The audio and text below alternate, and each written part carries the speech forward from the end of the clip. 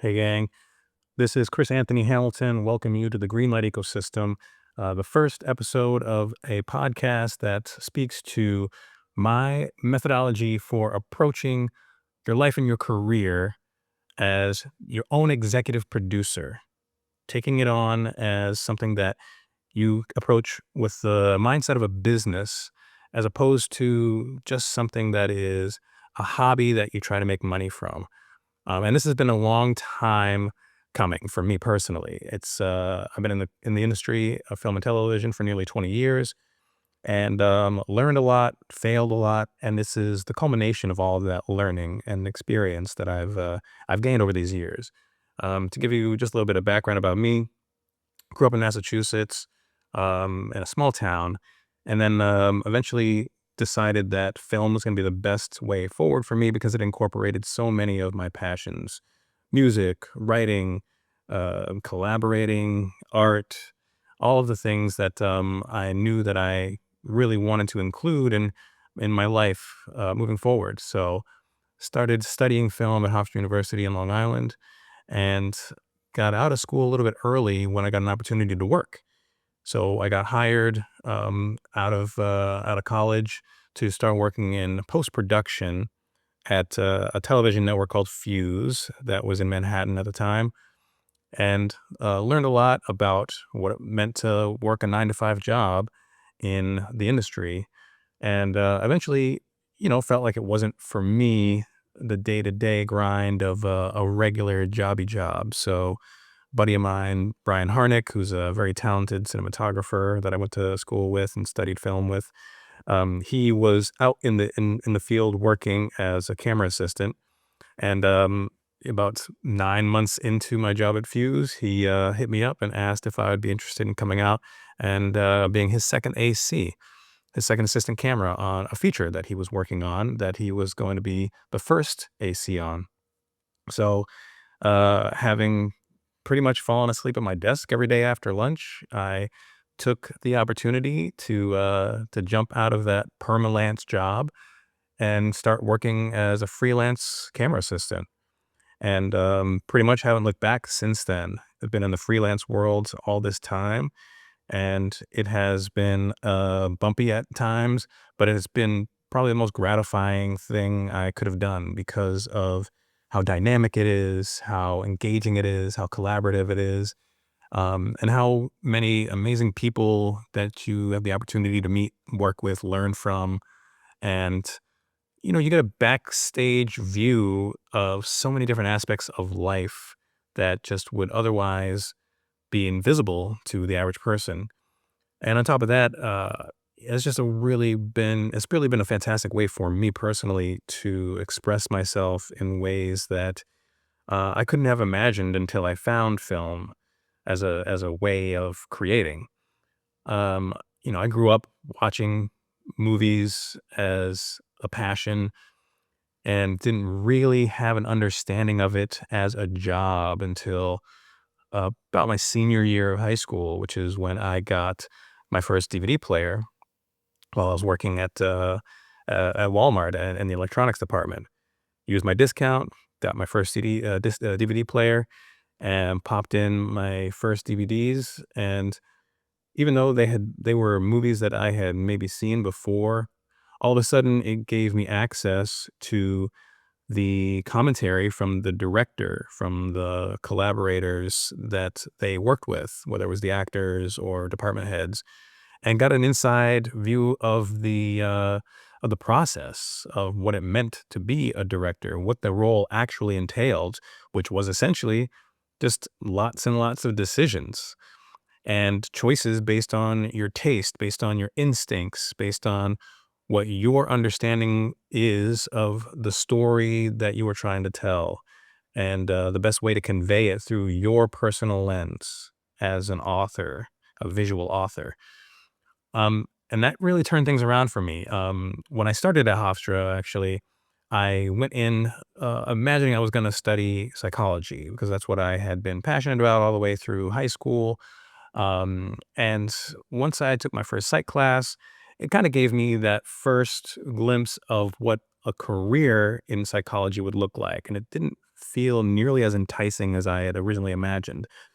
And then, because it was coinciding with my real film educational beginnings, starting to really dive into filmmaking as a job, it just flipped a switch to my head. Like, psychology, as much as I was curious about it and was fascinated by it, it was something that I knew I could then incorporate into a career as a filmmaker because it's so much about psychology. It's so much about deciding what is motivating the characters that you're writing or directing. Or if you're the actor, you have to put yourself in the mindset of somebody who has a very different experience from yours in a lot of cases. So you have to create a whole backstory for them. And, that's what you see on the screen is typically just the tip of the iceberg of who the characters are in the minds of the people creating them, whether it's the writer, the director, or the actor. So psychology became something that, like I said, I incorporated into this new world of creating that I found in filmmaking.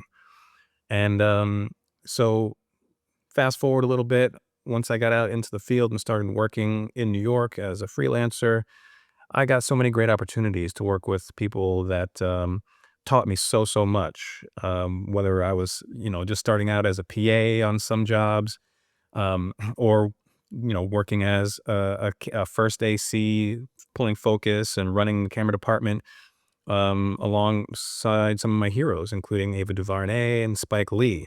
And those were incidents where I learned so much more than I could have in any single year of film studies at a university.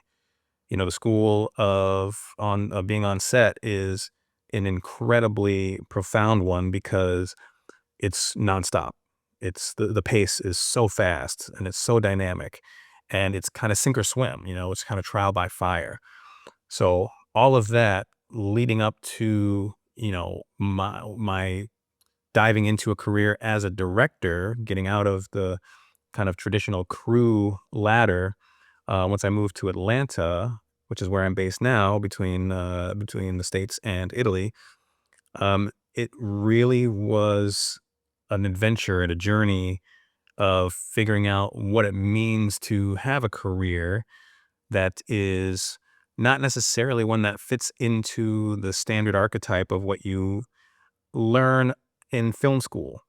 There's a pretty stereotypical kind of arc for the average film student who assumes that you study film, you get out and you start making shorts. You enter those shorts into film festivals. Maybe those film festivals lead you to an opportunity to make a feature. You put that feature in the film festivals, and then you get discovered by somebody at a studio who gives you the nod to make a major motion picture. And along with that comes all this prestige and the celebrities and the actors, the A-listers that you may get the chance to work with, all that kind of thing, inside the actor studio, right? And for the vast majority of us who enter into this field, that is nothing like reality. It just is not.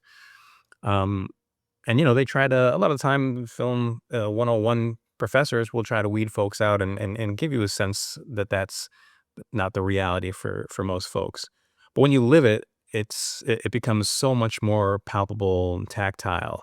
And that's been the case for me. When I moved to Atlanta, I s- I got the opportunity to start directing truly as a director of branded content and commercials for a company called Bark Bark. And that's where I really learned the power of the medium in a way that was just different from, again, what you imagine as a film student. I'm thinking about the kind of glitz and glam aspect of the industry, or even the more kind of art film perspective that a lot of people have. And when I was living in New York, I went to see lots of independent and foreign films on the regular. So I kind of veered a little bit more into the indie vibe of filmmaking. And then working with Spike Lee was one of those moments that solidified what the the real journey of an independent film auteur can look like. Because Spike is one of those filmmakers that, it's a Spike Lee joint from the opening credits, from the first shot. You know that it's his voice that you are witnessing, and that's extremely inspiring. Beyond that, having a chance to work alongside him, which I did starting in 2013 on a feature film called The Sweet Blood of Jesus, you just learn so much more about what that tribe looks like when you're inside it. So working with him, seeing the way that he motivated his crew, the way that he kind of shouted people out when they didn't live up to his expectations, it taught me a lot about what it means to build something beyond a canon of films, beyond any one individual film, to build a legacy that is based on the relationships that you form with the people with whom you are creating. And that was so inspiring to me. And it was from that point on where I decided that that was how I wanted to model my career, was about building community, about building a tribe of people that come up with you, that climb that ladder alongside you. You build that ladder together, even not with the objective of trying to arrive at a certain finish line, but just journeying and growing together. Um, and that's been the most, I think, probably successful aspects of my career so far has been, and certainly the most gratifying, is just building a community of people who have similar sensibilities, who have similar passion, similar energy, and just want to be learning and working together to create something meaningful for ourselves. And that's where the Greenlight ecosystem comes from. It kind of brings everything full circle for me because at this stage in my life and in my career, obviously, the older you get, the more you kind of lean into kind of wanting stability, wanting some predictability, but you also want control over how you operate, about how you get to choose what you work on, what you create, what you do for money.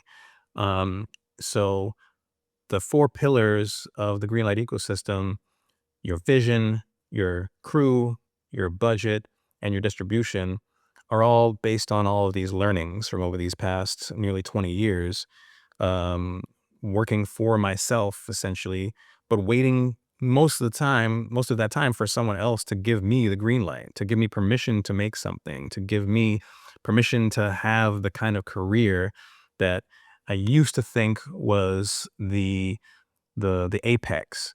Um, and now I have a slightly different version of that career that I think, at least for me, is much more gratifying and much more satisfying, much more interesting, even.